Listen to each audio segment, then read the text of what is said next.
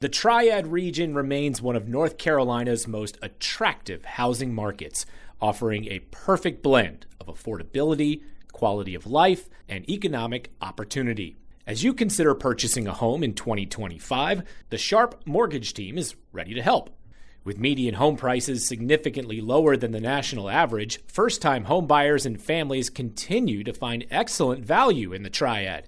And with programs like NC Housing Financing Down Payment Assistance, your new home may be more affordable than you think. Or if your holiday bills have been stacking up, the Sharp Mortgage Team can help you consolidate your debts and put you on a successful road in 2025. Call them today and they'll advise you on the best strategy. Call Ashley and the folks at the Sharp Mortgage Team at 336-575-9448 today for a no-obligation conversation that could be your best decision all year. Welcome to the Triad Golf Podcast. Here are your hosts, John Brasier and Jay Allred. Hi, I'm John Brasier, and we're here again with the Triad Golf Podcast. And with me today is Jay Allred, the founder of Triad Golf, and Harold Kincaid, the managing partner here at Reynolds Park Golf Course in Winston-Salem, which we're here on a warm January day, which is unusual. I got here and the parking lot was full, and it wasn't even 50 degrees, but it's going to get into the 60s supposedly. And Harold, I guess it's a welcome relief for you, huh? Yeah, we had a long shutdown of 21 days, so it was a relief to get back open. Yeah, I think a lot of us who've been shut in have, really been waiting for some warmer weather. I don't know how long it's going to last, but it's good to have it. And another good reason to be here is this is an anniversary year here at Reynolds Park, I understand. This is the 85th year of the operations of this golf course. It was opened in 1940. And I can tell you, there's a lot of regulars here. I mean, a lot of people play here, but there's a lot of people who play here all the time, and it's a favorite here. It's got a pretty prestigious pedigree. Tell me about the course designer. Yeah, its original layout was by Perry Maxwell. Of course, he did Old Town in '38. He did most all the greens at Augusta National.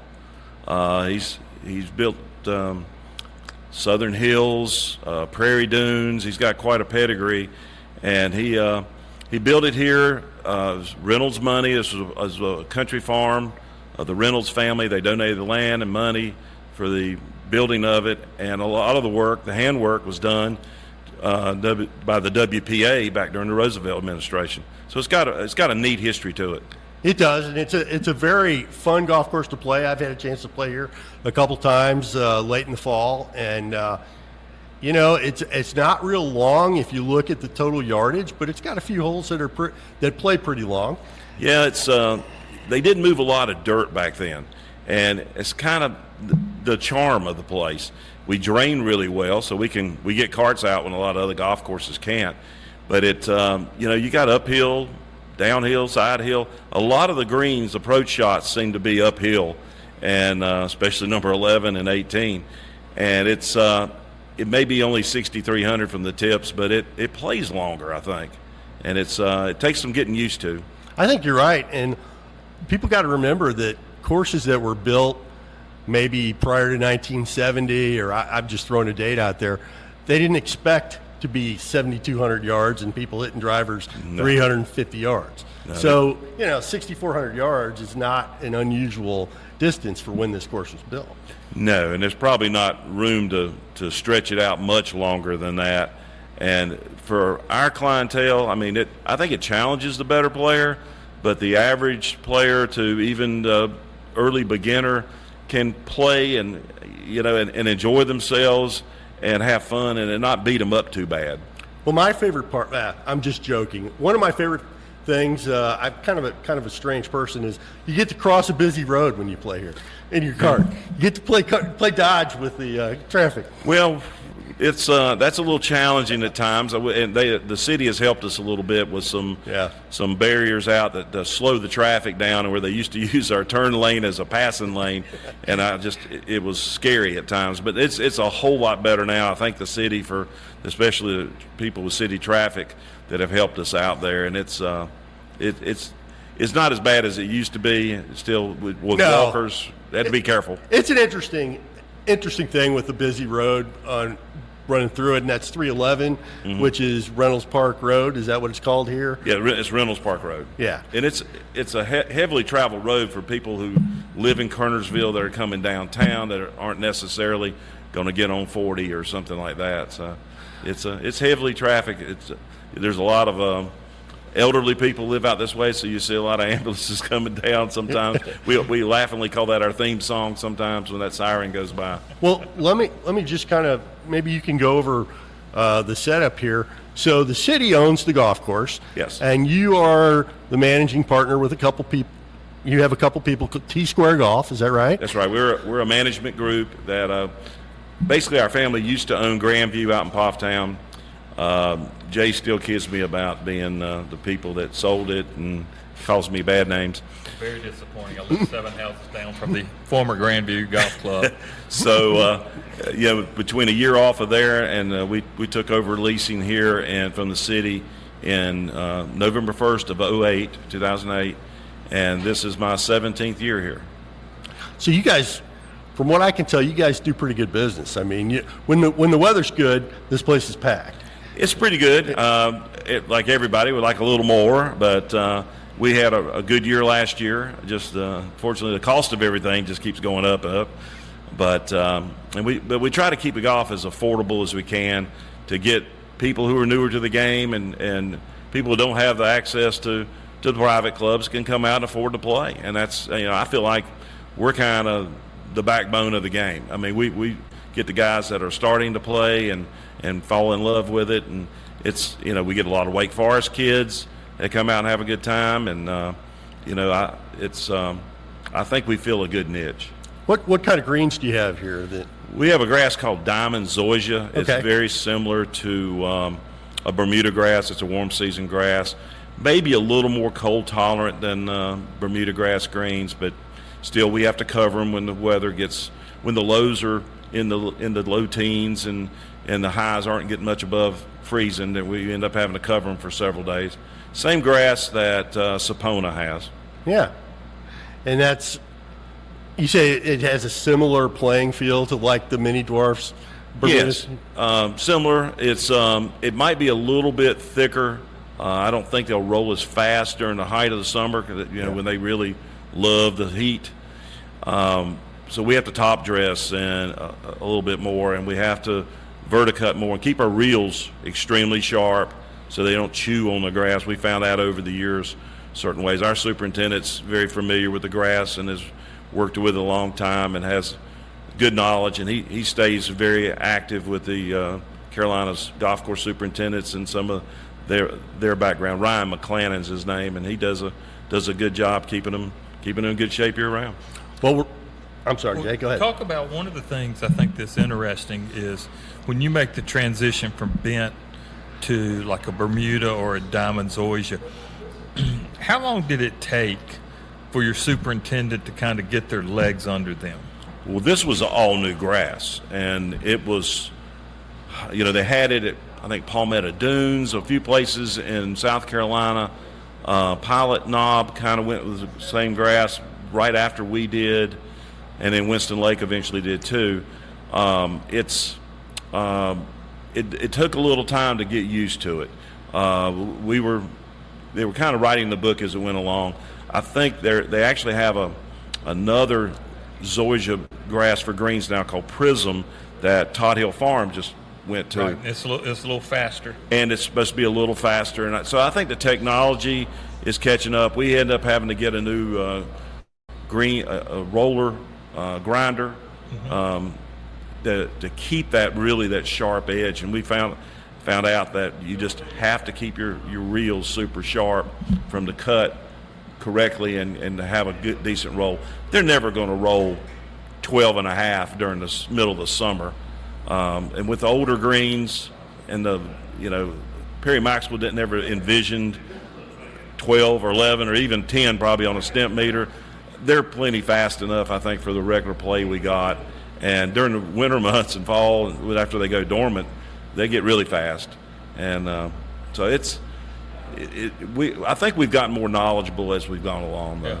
I would say, like in the past of talking to places, it normally takes, when they convert from like a bent to a Bermuda, if their superintendent was a bent grass superintendent, it takes about 2 years. A lot of people don't really understand. You've gone from a grass that loves heat. Mm-hmm. I mean, you've gone from a grass that hates heat to a grass that loves heat. So it's really totally different, in the summertime. Y'all don't have to go around and constantly water the greens like you do with the bent grass in the summertime. It has made it, that part has been a little bit easier on our maintenance crew, that they're not having to be out there from Memorial Day to Labor Day hand watering greens. Because that's what you have to do with bent grass here in the transition zone, as they call it. And it's made it easier on our maintenance guys that, hey, they come in and get things started and they don't have to stick around all day, so it saves some labor.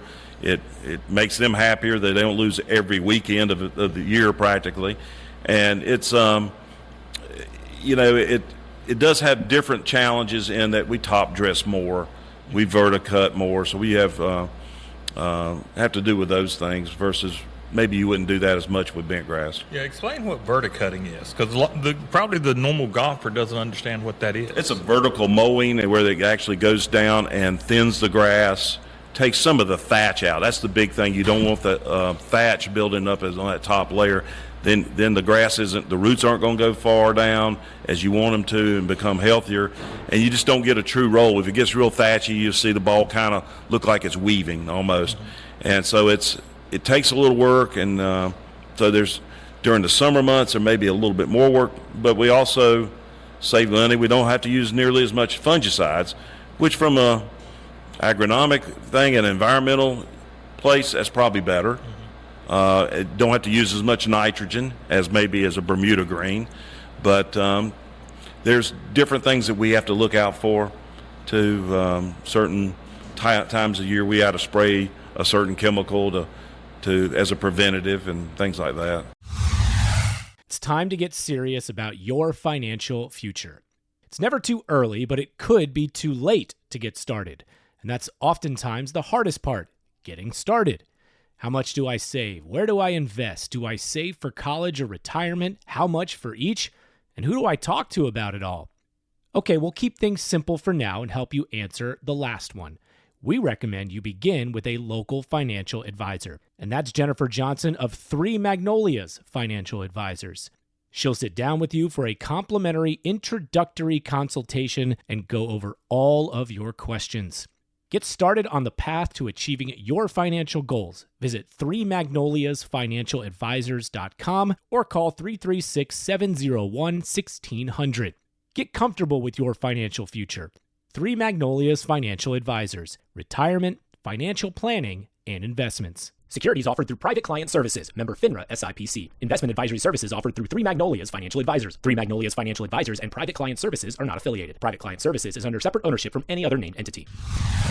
Right here, being a city-owned course that's run by you as a management company, what is the best way to get a tee time here? Is there a website, or how do you do it, Harold? We're dinosaurs. Mm-hmm. We just still have the tee sheet and calling in.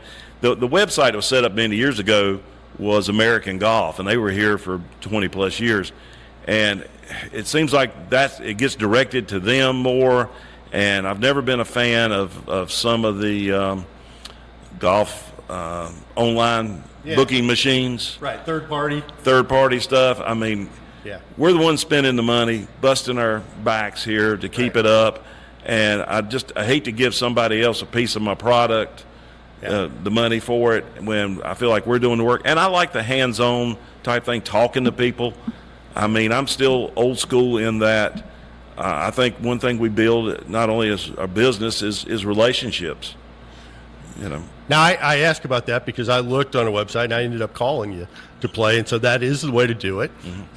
Or you can show up, I guess, and hope to be lucky or not. Yeah, we try to work people in, and people want to call and get us tee time for a single, and we don't really do that. We'd be out of business pretty soon if we just booked singles.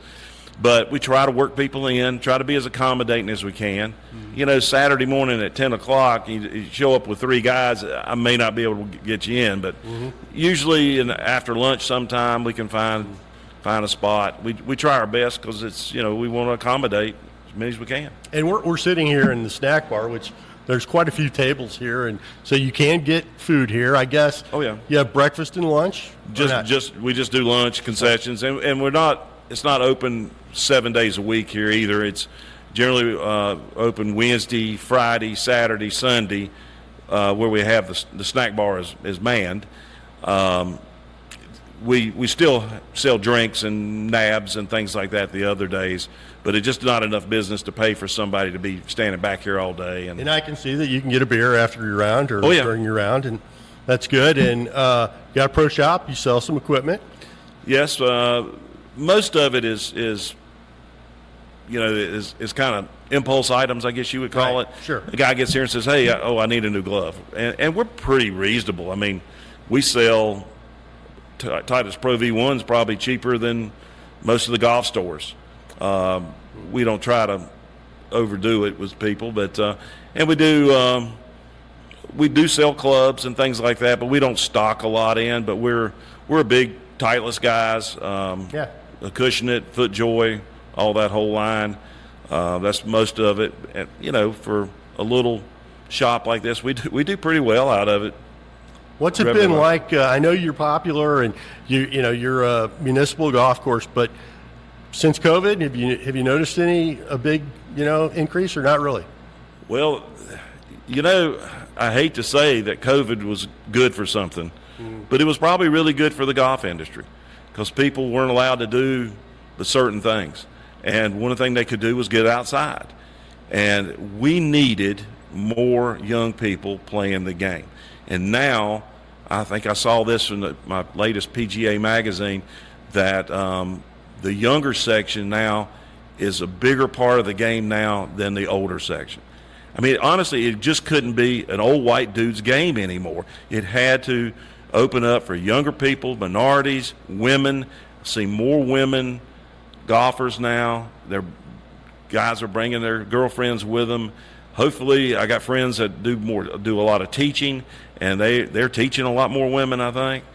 And it's where golf needed to move, I think. And this is a place that you would think would really benefit from new players. This is a municipal golf course where if you're just starting out, this would be, driving range would probably be the best place to start. But, if you're going to play a course for your first round, this would be a good place to play. Yeah, we do ask people to kind of respect the pace of play. Yeah. If you watch TV lately, it's the PGA Tour pace of play is ridiculous. Yeah. And our good golfers can play in 3.5 hours, and they want to play in the middle of the day and play in 3.5, and they call in and complain because somebody's holding them up. I think younger people are kind of more. You didn't recognize my voice, did you? No. Okay. No, I think a lot of the younger people come out. It's more of a lot of it's social thing. Yeah. And I understand that. A lot of them want to listen to their music and have a good time, maybe drink a beer or two, and just relax away from work or the grind of school or whatever they're going through. And so that's some issues that we have to battle. But I tell people, if you're starting out, go to the range, get some lessons, come out here and start with 9 holes. Try to do it at non-peak times. Being out here at Saturday morning at 9 o'clock and you giving one guy lessons on the first tee, yeah, we're cringing in the pro shop. I'm laughing now, but I'm not laughing on the course when that happens. Yeah, we're like, oh gosh, who's going to go talk to him? We look at each other and say, okay, somebody's got to go out there and talk to him. And most people understand, and just keep up with the group in front. That's the main thing. Yeah, I don't know when the music started, but it seems like the last 10 years or something, I'll go out there and anybody under 30 is like listening to music on the golf course. That's new to me. I got a speaker. If I go out and play 9 holes by myself in the afternoon, I put a little music on. Yeah. And enjoy it, but I don't turn it up so loud where 2 holes over they're hearing my old rock and roll or country music or whatever I'm listening to. I saw a golf course. I can't remember what it was, somewhere around the area that had a sign that you can play music, but not that somebody on the next hole can hear. That's a good rule. Yeah, I think so. But I don't know how you know what somebody can hear all the way. But yeah, interesting. You run some summer camps for junior golfers with Winston-Salem State, a fraternity there. You want to talk about that a little bit? Yeah, Omega Sci-Fi has come out with they do a really neat thing with at-risk. It's mostly young men, young boys that have come out from different areas, and we've been helping with them a couple of years. Jay has been great with it. He's actually a very good teacher himself here, and this last year we had Charles Paul, Chris Paul's dad, came in and spoke to him. Forgetting the guy's name, played for Maryland with Lynn Bias. Lynn Bias, yeah. Yeah, Ken, I think it was his name the same. But anyhow, it was so good them talking to them and kind of giving their life's experiences and things. And you never know. You may not reach all of them, but maybe you reach a few. And most of the kids are pretty good. They're just kids. Yeah, they were great. And it's really neat because the Omegas bring these kids in from North and South Carolina. The different chapters sponsor these kids. It doesn't cost the kids any money. They come to Winston-Salem State. They go through some classes and different things of that nature, and then they bring them over here, at different times, and they get golf instruction. They get exposed to the game and everything. And so it's a lot of fun. Keith Gatlin. That's right. Great guy. And with his experiences in life and playing college ball and some pro ball and coaching, he was really good in relating. Another fellow that helps put it together is a guy named Buck Mitchell that played at Winston-Salem State for Big House. I mean, this guy that came to town with a suitcase with his clothes, and that's all he owned in the world. And he's done very well for himself, and a hard-working guy, and just but a great citizen and a good role model for kids. Gives back to the kids. And Omega Psi always has a fundraiser, has had one for out here for years, and we try to look after them. But they've been a good group. We try to do some things with First Tee whenever they haven't been able to do it at Winston Lake, and we try. It's hard with some of the schools trying to find a place with our golf leagues and the busy we are, because the time the schools get out, we're so busy we can't accommodate them. But we've been able to do some tournaments, some regional tournaments with girls golf and some of the boys golf too, and I still like doing that. We've had the Forsyth Junior out here a lot, and love to see young people playing.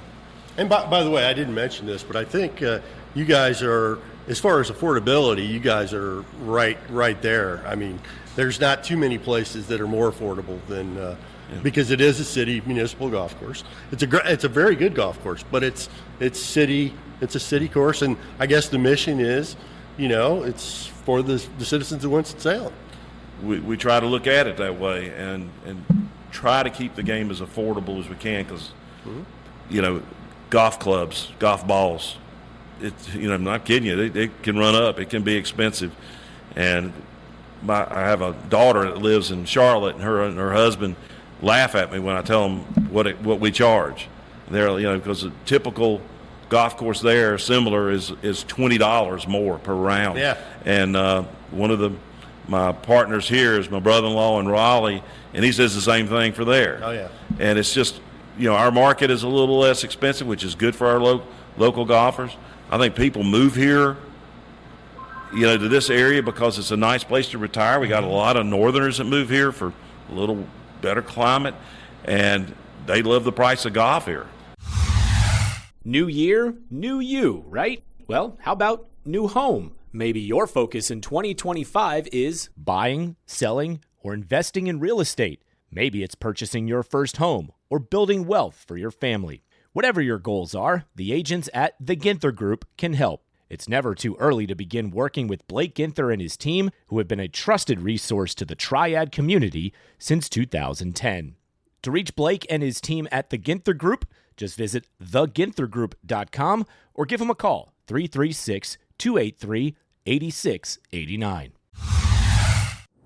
Life is full of celebrations, birthdays, holidays, life milestones, and so much more. And who has been helping generations of families celebrate these events? Our friends at Dewey's Bakery.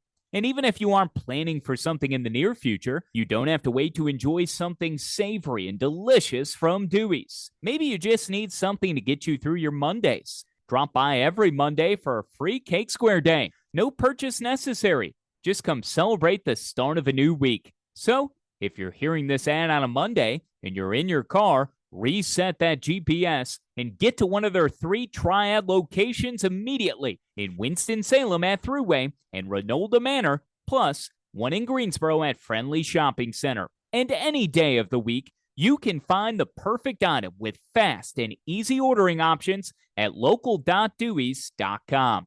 Plus, Dewey's does so much to help celebrate our community.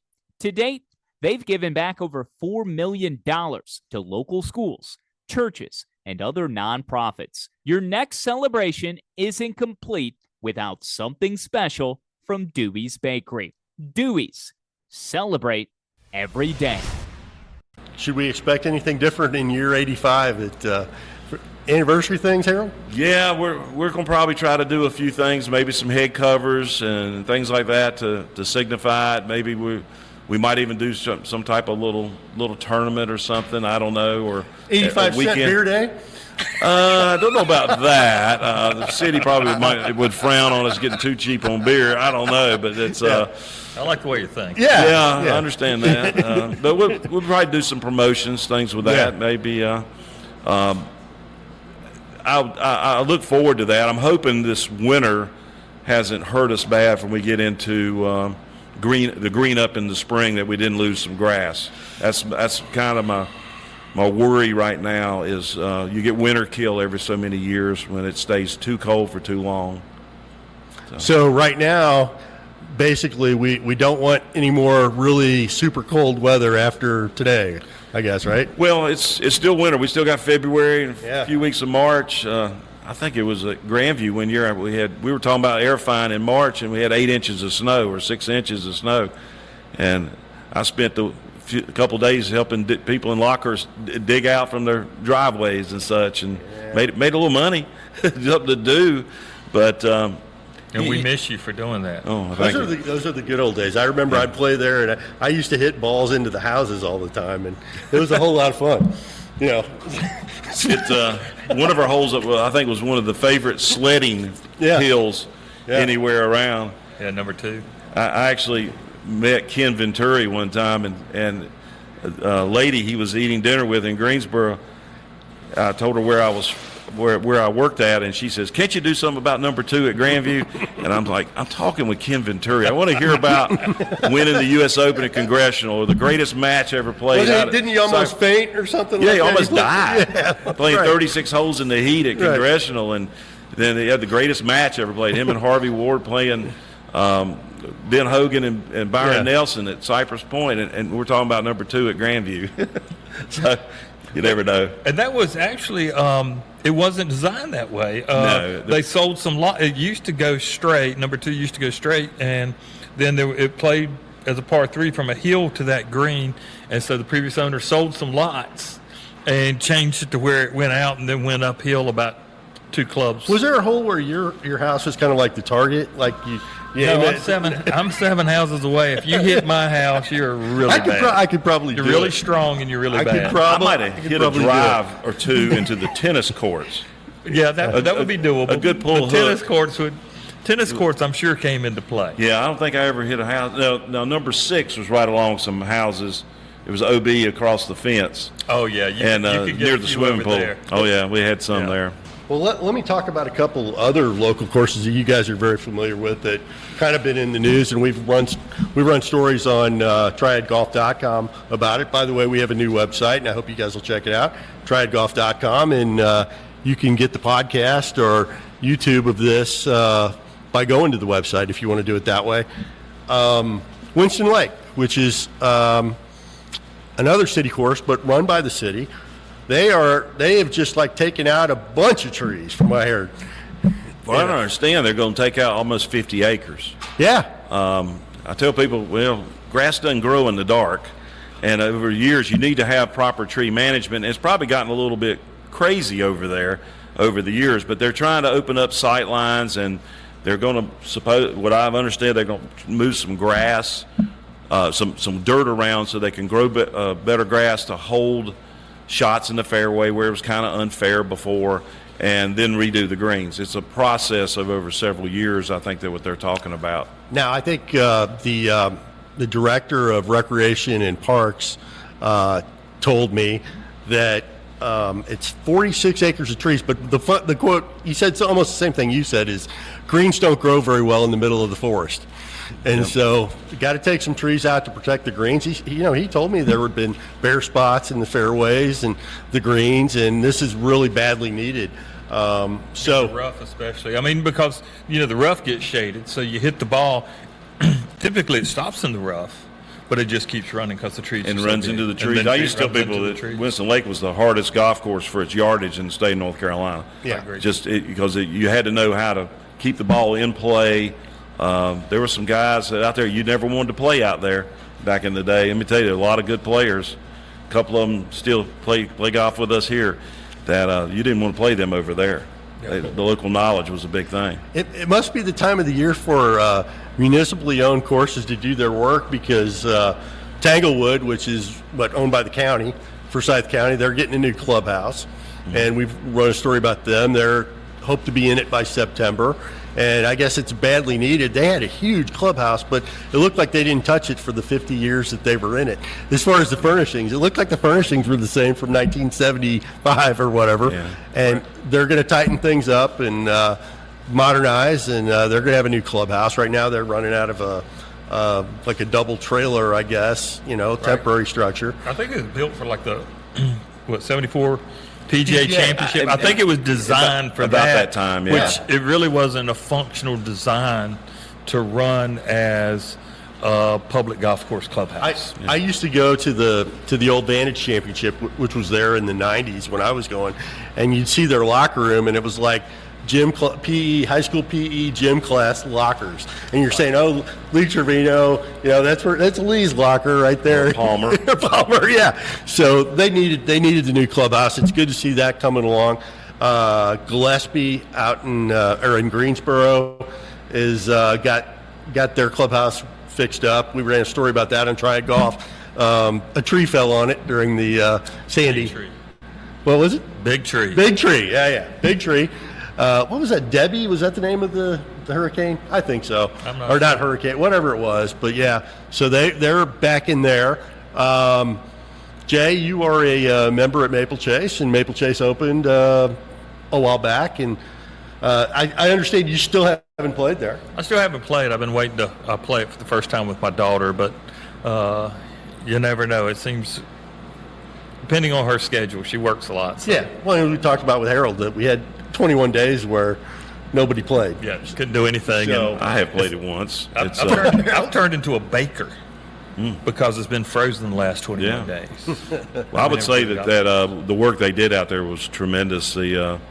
Bob Moore, the architect, did a lot of neat things. They've added a lot of fairway bunkers, all new greens. They went back with a new strand of bent grass that's beautiful. The superintendent and general manager there, I think, did an outstanding job of getting it up and running. And you just can't, what Mr. Murphy did, the owner, is off the chart. Cool of what he did. I think it's fair, but I don't know that it's any easier. Right. They've got some slopes in the greens, but they got so many more pin placements. It's they got some back tees at my age. Yeah. I may go back there and hit off of some of them for a lark. I mean, it's really neat what they did and they've done to the property, and it's all my hat's off to Lynn Murphy, his family, Shannon, and all them, and Justin Hudson and Denny, the superintendent, what they've done, and Paul, the pro. They've all hung in there, and they've made so many improvements. It's an outstanding club now. And Jay, didn't they use like James Bond grass on the greens or something? 007. 007. Wow, that's a snappier name than what some of these other names. Although Champion Bermuda was okay, I guess. Stormont Forest, another course that's I guess it's under repair now, or renovations, I guess would be the word they would use. So, and I don't know when that's going to be done, but I think that's a pretty extensive project. That's an extensive one. Yeah, that's a big one that they've got going on there. Yeah. So anyway, that's, some of the places are undergoing work. I don't know. You guys know of any other places right now that are any other projects? No, but Tot Hill, the renovation they did at Tot Hill, I mean, it's really taken off, and the pricing reflects that, and and they have been very, very successful and gotten a lot of national attention. Yes, they have with that renovation. And I was going to. Their location is good for people that are going south. The snowbirds, as we call them, headed down to Pinehurst or going down to Myrtle Beach, and it's good access off of 74. No, it is. And I forgot to mention Chris Spence, our friend from Greensboro, is doing the remodeling at Starmount Forest. I think you see Tot Hill Farm, and it's a little out of the way, and it's a few miles outside Ashbury. Maybe it's out of the way for those of us who live close or somewhat close. But yeah, it's ideally located for people traveling through, and it's priced in a way that it's not going to be the place you play every week. As a public place, you're not. So yeah, I think it's kind of in the same kind of area as Tobacco Road, the other Mike Strantz course that's in Sanford. That it's not a place you play every day. Right, and the Ohio golf market is huge, but they have months where they don't play, right. So that's really a big target for them, because they can drive drive part of the way, spend the night, get up, play there, and then finish their drive to Pinehurst or Myrtle Beach or even Santee. Yeah. Santee's a destination too. I will say one thing: travel has gotten a lot harder, and I wish they would fix that I-40 stretch between Asheville and Knoxville. I know if you're coming from the west, I had to go all the way up to Bristol and then come back down. 77 to 81's the way to go now. Well, right. It's a much better, nicer, calmer drive too, and and southwestern Virginia is a beautiful area too, with some good golf courses there too, and so that's a neat drive to get to Knoxville that way. But yeah, it's going to take a while for Asheville, bless their hearts, to recover. It's devastated. Yeah, I drove along some of the country roads out from Boone to get to Bristol, and it's just devastating. Especially, I was on a road that was along a river, and just everything was just. Yeah, Elk River was heavily damaged, and yes. I'm not sure if they'll reopen this year. I got friends at Hound Deer's, the director of golf there is an old teammate of mine from App State, and I bless her heart, they got just hammered with that when the Watauga River flooded so bad, and a grandfather, a lot of nice clubs, and also I think Boone Golf Club came through it pretty well. It did. I played at Boone like a couple weeks after the storm. They'd had it already cleaned up. Yeah, I don't know about Jefferson. Jefferson Landing, I don't think was hurt. Yeah, but yeah, Mount Mitchell got hit pretty hard, didn't he? Yeah, I heard that too. That's a shame, because that used to be one of the premier public golf courses in this state. Mm-hmm. And one rumor I heard was that they may not reopen. Oh man, that's terrible. But I hope that's not true, because that back nine was around the South Toe River was just neat. Yeah. Well, it's going to be. That was a Fred Halltree design. I think he was the. That's the only golf course he did in the U.S. He was like the open doctor in Europe and everything. Well, guys, I don't know. We're gonna wrap things up, I guess. And I appreciate Harold. Thanks for letting us come out here. And anytime. Great place to play, guys. It really is. I really didn't get introduced to it until the fall, and I've played a couple times since. It's a really good place to come out and play. Like you said, though, you might want to call first. Please do, but we'll try our best to get you on the golf course. That's what we do for a living.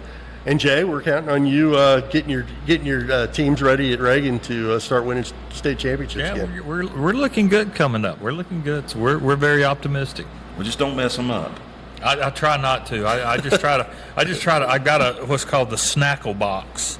It's a big box of treats, and that's the whole thing. Yeah, I forgot to mention Macy Pate got invited to the Augusta Women's Amateur. Yeah. Oh, that's awesome. She had a great freshman year. Everybody kind of follows her because she's local and she's worked so hard at her game. You see her out at Maple Chase, and some other girls out there too. Some of your some girls, of the other players. We were blessed those several years. Well, we'll come to you guys again next week. I appreciate people listening, and please check out the new triadgolf.com site.